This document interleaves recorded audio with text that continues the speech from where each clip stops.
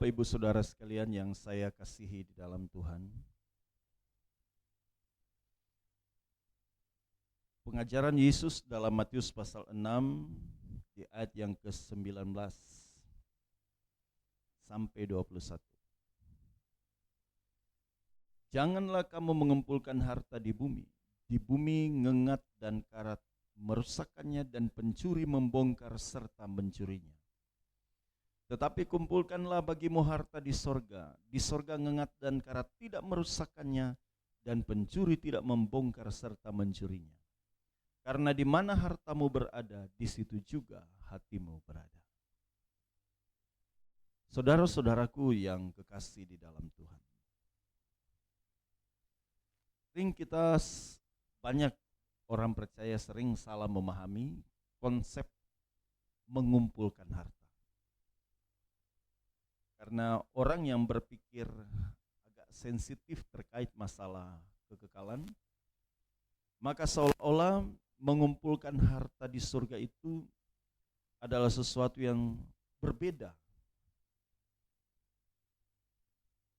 dengan apa yang dimaksud dengan mengumpulkan harta di bumi yang sementara mereka lakukan. Ini membuat bentuk atau pemahaman yang akhirnya membuat seseorang tiba-tiba merasa bahwa mengumpulkan harta di surga itu terlalu berlebihan. Seperti apa sih mengumpulkan harta di surga? Banyak yang akhirnya memandang hal ini sebagai sesuatu yang sulit untuk dipahami. Sebenarnya kalau kita bisa mengambil sederhana untuk kita bisa menyikapi apa yang diajarkan oleh Yesus terkait masalah mengumpulkan harta di surga.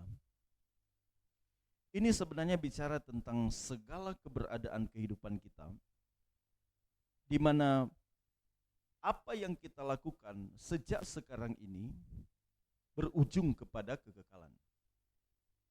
Kalau saya bisa sederhanakan, apa yang saudara tabur hari ini, itu akan saudara tuai nanti di kekekalan.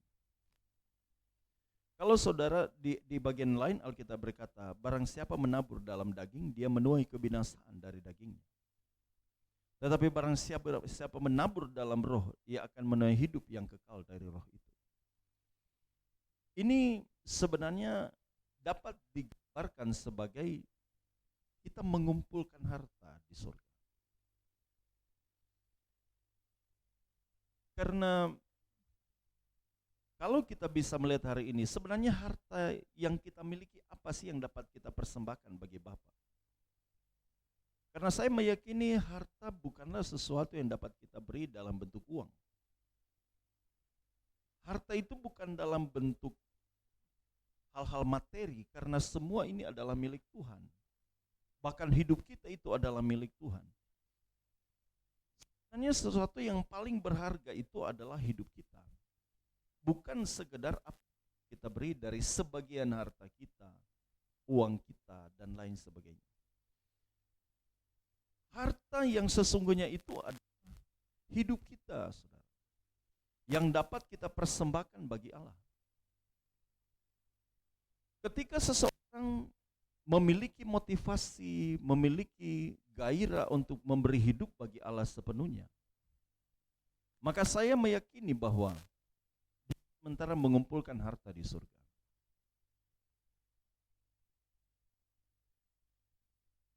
Sehingga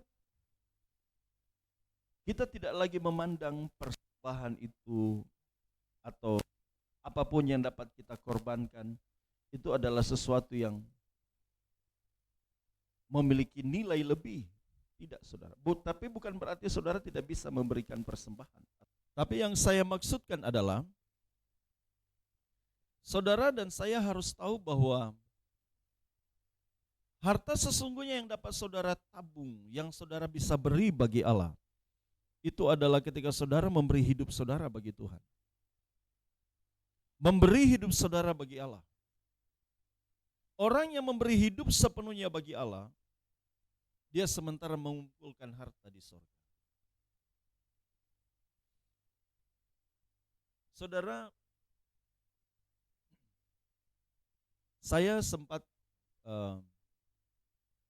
menyampaikan firman Tuhan terkait masalah hukum tabur tuai. Saya katakan begini, bahwa persembahan yang kita berikan, baik itu di gereja, baik itu kepada orang lain, pemberian-pemberian, itu saudara bisa menuai. Apa yang saudara tabur itu saudara tuai. Itu untuk kepentingan saudara di bumi. Apa yang dapat saudara tabung untuk kepentingan saudara dalam kekekalan? Hidup saudara. Semua yang dapat saudara nikmati hari ini tergantung apa yang saudara tabur. Kebaikan-kebaikan. Makanya orang yang menabur kejahatan pasti akan menuai kejahatan. Orang yang menabur kebaikan pasti menuai kebaikan. Orang yang menabur kemurahan hati, dia akan menuai kemurahan hati. Tetapi orang yang menabur dirinya bagi Allah, memberi hidupnya bagi Allah, dia menuai kekekalan. Jadi apa yang kita beri, segala pemberian kita itu untuk kehidupan kita di bumi. Tetapi kalau hidup kita dipersembahkan bagi Allah, itu untuk kerajaan surga. Itu kita tuai untuk kemuliaan Tuhan. Jadi hidup kita yang paling penting. Karena di Alkitab akhirnya dikatakan, di mana hatimu berada, di mana hartamu berada, di situ hatimu berada. Hati melambangkan seluruh area kehidupan kita. Jadi prinsip inilah yang harus kita pahami. Sehingga kita mengerti bahwa kita mengumpulkan harta di surga, itu terkait dengan kita memberi hidup bagi Allah. Sepenuhnya kita beri bagi Allah. Motivasi hidup kita, cara kita melayani Tuhan, cara kita memandang Tuhan, cara kita memandang sesama, bagaimana kita bersikap meresponi segala masalah, keadaan di sekitar kita. Itu akan terpancar bagaimana hati kita, apakah kita mengasihi Allah atau tidak. Apakah kita benar-benar serius mempersembahkan hidup kita bagi Allah atau tidak. Ketika kita berhadapan dengan berkat yang berkelebihan, kita meresponinya dengan benar atau tidak.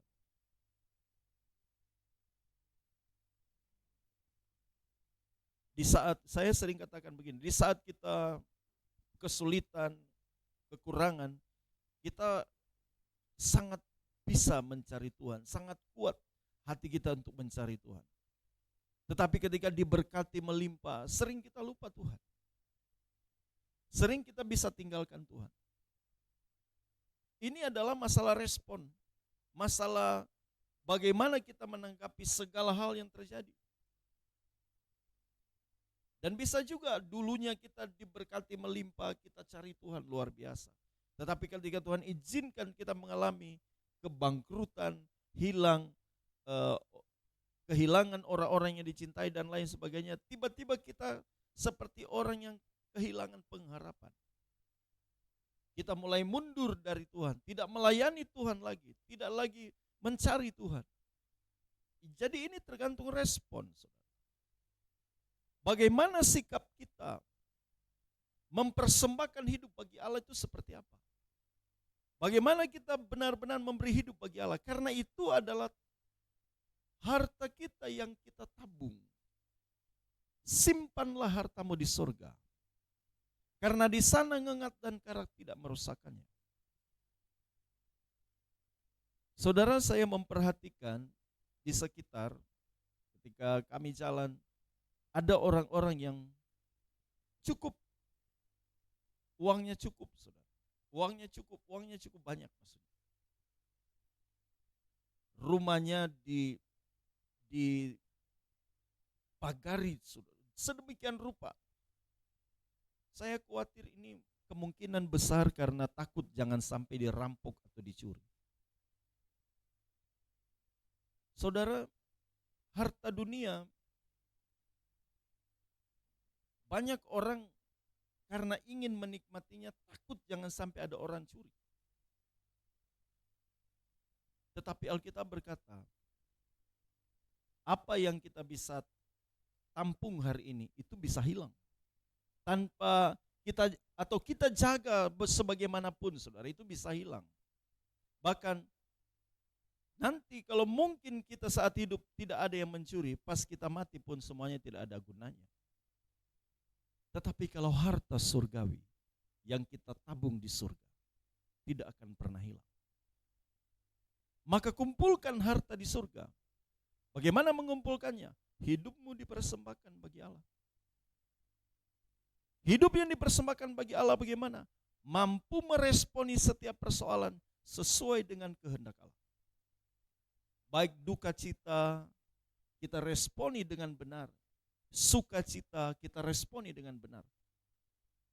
Kekurangan dan kelebihan, kita responi dengan benar. Kesedihan, sukacita, dan apapun model kehidupan, kita responi dengan benar. Itu bentuk penyembahan kita. Jadi Bapak Ibu Saudara sekalian, kesimpulannya dari perenungan ini adalah, saudara harus bisa mempersembahkan hidup sepenuhnya bagi Allah. Kalau dikatakan kita harus mengumpulkan harta di surga, itu bicara tentang seluruh area kehidupan harus diberikan bagi Allah. Menghadapi suami, istri, anak-anak, menghadapi pekerjaan dan pelayanan, semua kita responi sebagaimana seharusnya kita memandang Allah dan kita memuliakan Allah dengan respon yang kita berikan. Semoga Tuhan memberkati dan menyertai kita semua. Amin.